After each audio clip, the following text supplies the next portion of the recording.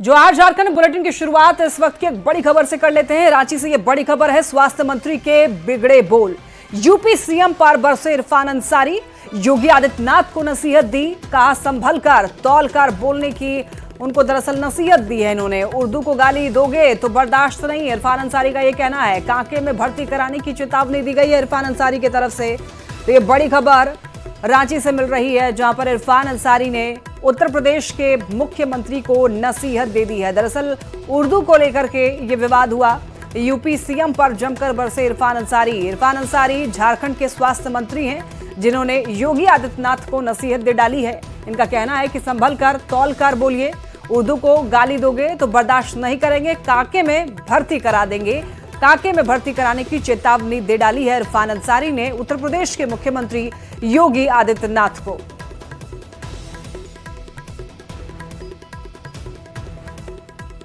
सदन में कहता है कि उर्दू पढ़ा रहा है, मौलवी बनेगा, कट मौलवी बनेगा, कट मुल्ला बनेगा। मैंने योगी को कहा है, योगी याद रखना, अपने दायरा मत क्रॉस करो योगी। क्या बात, हम झारखंडी जरूर है, लेकिन तुम्हारा एक एक बोली पर बात कर रहे हैं। संभल कर बोलो, तौल कर बोलो, और अनाप शनाप मत बोलो, बता दे रहे हैं। याद रखना, झारखंड में ही कांके है। जी जी बिल्कुल। ज्यादा बोलोगे, गड़बड़ाओगे तो कांके में हम भर देंगे। क्या बात, पागल खाना है कांके, याद रखना।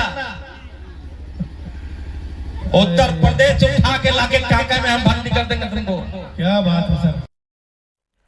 अब देखिए जी, वार किया जाए और पलटवार ना हो, ऐसा तो हो नहीं सकता है। स्वास्थ्य मंत्री के इस बयान पर अब बीजेपी ने कड़ी प्रतिक्रिया दी है और स्वास्थ्य मंत्री को ही कांके में अपना मेंटल हेल्थ चेकअप कराने की सलाह दी है। पुरानी कहावत है कि power corrupts and absolute power corrupts absolutely. माननीय मंत्री इरफान अंसारी साहब लगता है सत्ता के नशे में इतने चूर हो गए हैं कि उन्हें सही और गलत कभी पता नहीं। अब योगी जी जो उत्तर प्रदेश के माननीय मुख्यमंत्री हैं, उनके बारे में ऐसे अपशब्दों का प्रयोग कोई ऐसा व्यक्ति तो नहीं कर सकता जिसका मानसिक संतुलन ठीक हो। और योगी जी को वो क्या कांके में भर्ती कराने की बात कर रहे हैं साहब? ऐसे अपशब्द एक मंत्री को शोभा देते हैं? जिस तरीके से इरफान अंसारी के बोल गड़बड़ाए हैं, भाई हम भी उनके शुभचिंतक हैं। हम चाहते हैं एक बार वो कांके में अपना पूरा मेंटल चेकअप जरूर करा ले, क्योंकि ऐसा बोल कोई मंत्री नहीं कर सकता, कोई सामान्य व्यक्ति नहीं कर सकता।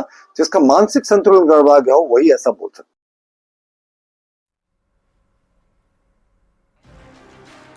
जैक बोर्ड की 10वीं के 2 विषय की परीक्षा रद्द होने के बाद छात्रों का गुस्सा थमने का नाम नहीं ले रहा है। कई जिले से पेपर लीक के तार जुड़ रहे हैं, जिसके बाद कार्रवाई जारी है, लेकिन मास्टरमाइंड अभी तक फरार है।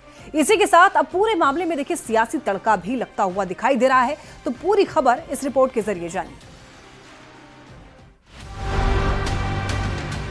जैक बोर्ड की 10वीं के 2 विषय साइंस और हिंदी का पेपर लीक होने के बाद इसे रद्द कर दिया गया, लेकिन इसकी जांच की आंच दूर तक जाती हुई दिखाई दे रही है। रांची में जैक ऑफिस पर एबीवीपी कार्यकर्ताओं ने हंगामा किया। कार्यकर्ता जैक अध्यक्ष से मिलने के लिए पहुंचे थे, लेकिन उन्हें पहले रोक दिया गया और डिटेन किया गया। बाद में जैक अध्यक्ष ने मुलाकात की, जिसमें एबीवीपी कार्यकर्ताओं ने पेपर लीक पर विरोध दर्ज कराया कि जैक जेएसएससी सीजीएल का जो परीक्षा हुआ था उसका भी पेपर लीक हो गया। उसके साथ साथ अभी 10th का जो परीक्षा हुआ उसमें विज्ञान का पेपर, हिंदी का पेपर भी लीक हो गया। यह झारखंड सरकार की नाकामी को दर्शा रहा है। झारखंड में विगत 5 वर्षों से हम यही देख रहे हैं, हेमंत सोरेन की ये नाकामी है और ये बार बार यहाँ के युवाओं के भविष्य के साथ खेलने का काम हेमंत सोरेन सरकार करती है। महिला सम्मान योजना देने में वो व्यस्त है और मुझे लगता है कि ऐसे ही चलता रहा तो मुझे लगता है बाबुओं को भी सम्मान देना पड़ेगा। पेपर लीक मामले में जांच के दौरान गढ़वा के मिराल का एक सुराग मिला था। दरअसल पेपर लीक करने वाले ने मिराल प्रखंड का पता दिया था। जांच टीम ने जब पड़ताल की तो पता फर्जी निकला। पेपर लीक में शामिल 10 छात्रों से पूछताछ की गई है और अब मास्टरमाइंड की तलाश है। कल्प्रिट है, वो गढ़वा का नहीं है, वो किसी अन्य डिस्ट्रिक्ट का है और उसने पैसे लेकर के जो है बच्चों को जो है उसने जो पैसे दिया उसको जो है क्वेश्चन वो प्रोवाइड कर रहा था। तो हम लोग इसको गहनता से हम लोग जांच कर रहे हैं। इधर पेपर लीक के बाद 2 विषय की परीक्षा रद्द होने के बाद सियासी बवाल भी जारी है। बीजेपी ने पूछा है कि क्या सरकार स्लीप मोड में है और अब तक कार्रवाई क्यों नहीं हुई। इधर जेएमएम ने पलटवार करते हुए इसमें बीजेपी की साजिश भी करार दिया। सरकार बिल्कुल इस मामले में आप कह सकते हैं कि बिल्कुल दिशाहीन है, कुछ करना नहीं चाहती है, उसे कोई चिंता नहीं है, जिसका नतीजा है कि इस तरह की चीजें होती है। झारखंड में पहली बार जैक की 10वीं बोर्ड का पेपर लीक होना अपने आप में गंभीर मामला है। छात्रों का करियर बर्बाद हो रहा है, मास्टरमाइंड को अभी तक पकड़ा नहीं जा सका है और सियासत है कि थमने का नाम नहीं ले रहा। इन सब के बीच छात्र हित का मुद्दा गौण होता दिख रहा है। दावे से कहता हूं, जो भी ये गिरोह है, जो भी ये लोग हैं, ये भाजपा से जुड़े हुए लोग होंगे, ये मैं बता दूं आपको। क्योंकि भाजपा जहां जहां शासन में है वहां राज्य संपोषित प्रश्न पत्र लीक गिरोह उनको संरक्षण दिया जाता है। रांची से न्यूज़ 18 के लिए संजय सिन्हा और गौरव झा के साथ गढ़वा से चंदन कश्यप की रिपोर्ट। झारखंड की सियासत इस वक्त गरमाई हुई है। वजह है डीजीपी की नियुक्ति। बाबूलाल मरांडी ने डीजीपी अनुराग गुप्ता की नियुक्ति पर सवाल उठाकर सुप्रीम कोर्ट के आदेश की अनदेखी का आरोप लगाया है, जिसे लेकर सुप्रीम कोर्ट में अवमानना याचिका दाखिल की गई है।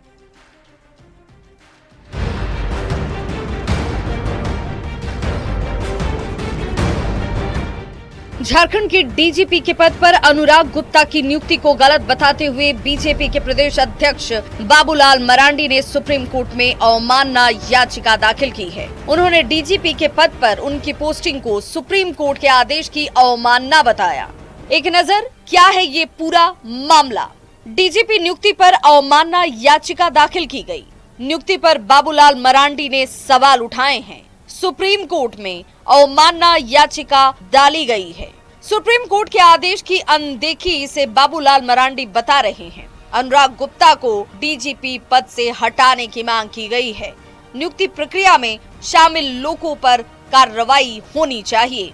इस मामले पर बयानबाजी जैसे ही तेज हुई, जेएमएम ने हमला बोलते हुए बाबूलाल मरांडी को सुर्खियों में रहने और अपने पार्टी के आला कमान के पास अपना चेहरा चमकाने के लिए ऐसा करने की बात कह दी, जिस पर बीजेपी विधायक सीपी सिंह ने पलटवार किया है कि बाबूलाल मरांडी जी का कोई काम बचा नहीं है। सुर्खियों में बने रहने के लिए, पार्टी आला कमान के पास अपना चेहरा चमकाने के लिए इस तरह की कवायद वो करते हैं।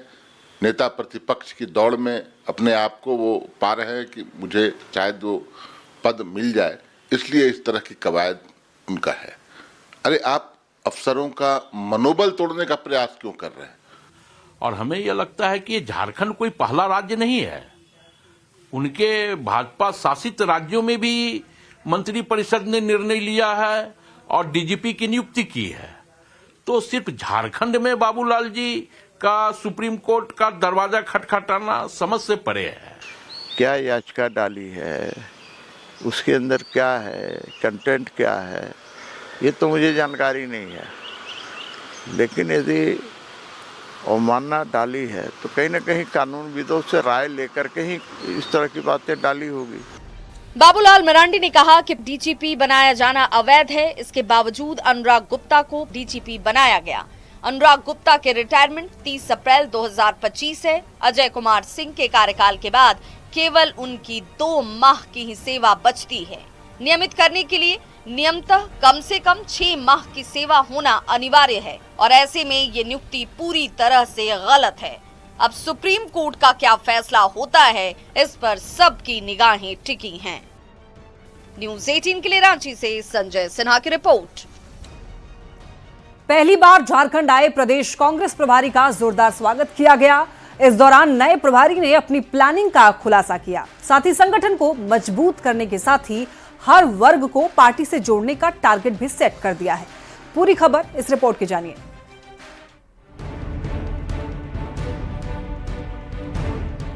एयरपोर्ट पर जुटी भीड़, कांग्रेस कार्यकर्ताओं का हुजूम, टाना भगत का खास अंदाज। ये नजारा है झारखंड कांग्रेस प्रभारी के स्वागत का। के राजू जब रांची एयरपोर्ट पहुंचे तो उनका ग्रैंड वेलकम किया गया। कुछ देर के लिए एयरपोर्ट पर अफरा तफरी का माहौल रहा। कांग्रेस प्रदेश अध्यक्ष के साथ कांग्रेस कोटे के मंत्री, विधायक और वरिष्ठ नेता यहां मौजूद रहे। कांग्रेस प्रभारी ने इस मौके पर अपनी प्राथमिकता का भी खुलासा किया। सबसे पहले कांग्रेस पार्टी का वर्कर्स आवाज को मजबूत करने के लिए कोशिश करेंगे। हर एक गांव में, हर एक ब्लॉक में वर्कर्स को आइडेंटिफाई करके, उनका इश्यूज आइडेंटिफाई करके, उनका प्रॉब्लम सॉल्व करने के लिए हम कोशिश करेंगे। अगले 5 दिन तक प्रदेश प्रभारी गांव-गांव तक कांग्रेस संगठन के निर्माण और विस्तार में जुटे रहेंगे। इसके जरिए पार्टी की नीति को जानने और समझने वालों को जोड़ने के साथ हर वर्ग को पार्टी के साथ लाने पर जोर दिया जाएगा। SC, OBC, माइनॉरिटी लीडर्स को आगे बढ़ने के लिए हम कोशिश करेंगे और कांग्रेस पार्टी के लीडर के नाते मैं अकाउंटेबल होना चाहते हैं। हेमंत सोरेन के साथ सरकार में शामिल कांग्रेस ने चुनाव में शानदार प्रदर्शन किया।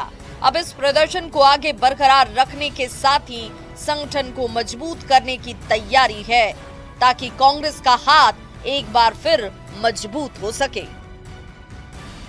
रांची से न्यूज़ 18 के लिए अविनाश कुमार की रिपोर्ट।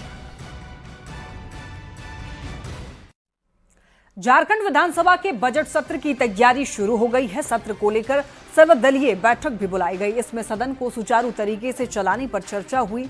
संसदीय कार्य मंत्री राधाकृष्ण किशोर ने यह कहा कि सदन के सफल संचालन के लिए सत्ता पक्ष के साथ विपक्ष के सदस्यों का भी सहयोग जरूरी होता है। जेडीयू विधायक सरयू राय ने जानकारी दी कि बजट पर अब चर्चा 2 दिन होगी, साथ ही अनुदान मांगों पर 11 दिन की जगह 10 दिन ही चर्चा की जाएगी। बातें सामने आएंगी जो राज्य हित के लिए महत्वपूर्ण होगा, जिस पर चर्चा कराना आवश्यक हो जाएगा, तो कार्यमंत्रणा समिति की बैठक में हम लोग निर्णय लेंगे कि वैसे अति महत्वपूर्ण विषय पर, ज्वलंत विषयों पर हम कोई विशेष वाद विवाद के लिए समय निर्धारित करें। जो विधानसभा सचिवालय का प्रस्ताव आया था बैठक में, सामान्य वाद विवाद बजट पर 1 ही दिन का था। आमतौर पे 2 दिन रहता है, तो उसको 2 दिन कर दिया गया। जब ये 2 दिन किया गया तो अनुदान की जो मांगे हैं उन पर 11 दिन चर्चा होने वाली थी, तो उसमें से एक घटा, वो 10 दिन हो गया। 10 दिन तक विभिन्न विभागों के अनुदानों पर चर्चा होगी। बजट सत्र पर सर्वदलीय बैठक के बाद सीएम हेमंत सोरेन ने सभी दलों से सदन के सुचारू संचालन में सहयोग की अपील की। उन्होंने कहा कि उम्मीद करते हैं कि सभी मिलजुल कर सदन चलाएंगे और सत्र के दौरान ग्रामीण इलाकों की समस्याओं को उठाएंगे। उम्मीद करते हैं कि सभी लोग अपने अपने क्षेत्रों से और राज्य के विषयों को सदन में रखेंगे और पूरे सकारात्मक विचारों के साथ मिलकर हम लोग चलाएंगे। जामताड़ा से बड़ी खबर, 8 साइबर अपराधी गिरफ्तार। करमाटाड़ के कजरा जंगल में छापेमारी हुई। 18 मोबाइल, 28 सिम कार्ड इनके पास से जब्त किए गए। आधार कार्ड, पैन कार्ड और कैश भी जब्त किए गए हैं। कैशबैक का मैसेज देकर के ये ठगी किया करते थे। बंगाल, यूपी, बिहार के लोग इनके निशाने पर रहते थे। तो इनके पास से देखिए 28 सिम कार्ड की बरामदगी हुई है। आधार कार्ड, पैन कार्ड और कैश भी इनके पास से जब्त कर लिया गया है। ये दरअसल करते क्या थे, कैशबैक का मैसेज देते थे और इसके जरिए ये ठगी करते थे, बैंक खाली कर दिया करते थे। तो जामताड़ा से बड़ी खबर मिल रही है, जहां पर कुछ लोगों को 8 साइबर अपराधियों को दरअसल गिरफ्तार किया गया है।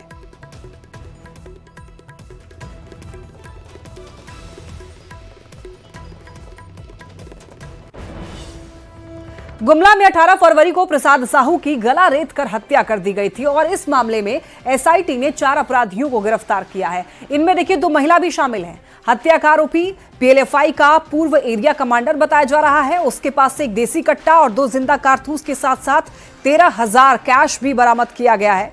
आरोपी के परिवार के साथ प्रसाद साहू ने मारपीट की थी, जिसके बाद आपसी रंजिश में 1 लाख रुपए की सुपारी देकर हत्या करवाई गई थी। इन लोगों का पूर्व से विवाद था।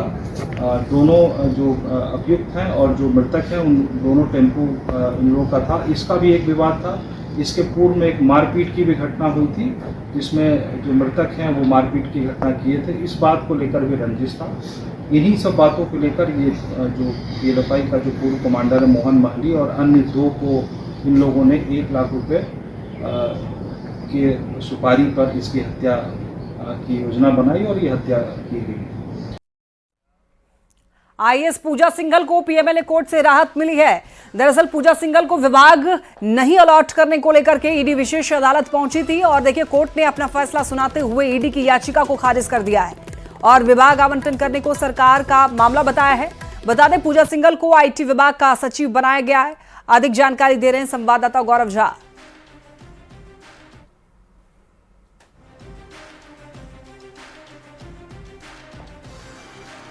मनरेगा घोटाले के आरोपी आईएएस पूजा सिंघल को कोर्ट से बड़ी राहत मिली है। दरअसल पिछले दिनों ईडी कोर्ट गई थी ताकि पूजा सिंघल को किसी भी तरीके का कोई भी विभाग आवंटित नहीं किया जाए। हालांकि पिछले दिनों राज्य सरकार ने पूजा सिंघल को विभाग आवंटित कर दिया है। इस पूरे मसले को लेकर आज कोर्ट में सुनवाई हो रही थी। ईडी ने कोर्ट से कहा था कि अगर पूजा सिंघल को विभाग आवंटित किया जाता है तो ऐसे में पूजा सिंघल जो जाँच की प्रक्रिया है उसमें खलल डाल सकती है। दोनों ही पक्षों को सुनने के बाद आज कोर्ट ने अपना फैसला सुना दिया है और कोर्ट ने कहा है कि किसी भी आईएएस अधिकारी की पोस्टिंग को लेकर जो राज्य सरकार का निर्णय होगा उसी को माना जाएगा। इस पूरे मामले पर कोर्ट ने किसी भी तरीके के हस्तक्षेप से मना कर दिया है और ईडी के याचिका को खारिज कर दिया है। कैमरा पर्सन संजीव तिवारी के साथ गौरव झा, न्यूज 18 रांची।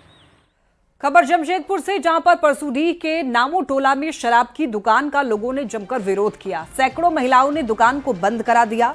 उनका आरोप था कि बस्ती में शराब दुकान खुलने से छात्राओं और महिलाओं को काफी परेशानी होती है। डीसी और उत्पाद विभाग से की गई शिकायत के बाद भी शराब दुकान खोली गई थी, जिसके खिलाफ महिलाओं का गुस्सा फूटा और शराब दुकान को बंद करा दिया गया। महिलाओं के कड़े तेवर को देख करके शराब माफियाओं में हड़कंप है।